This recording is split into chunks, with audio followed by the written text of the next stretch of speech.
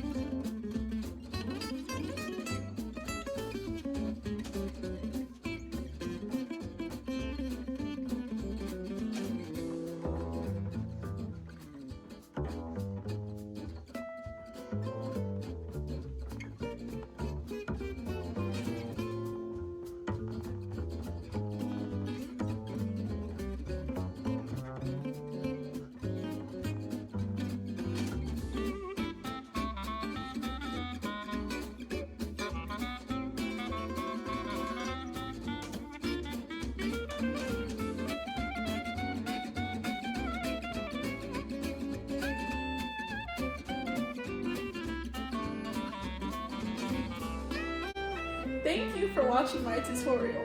Don't forget to like and subscribe. Also, be sure to share your pictures of your finished projects.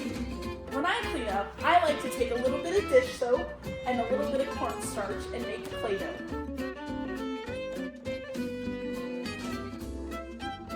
Now mix it up.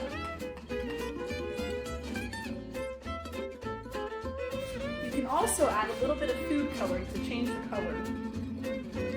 And when it's done, it should look something like this.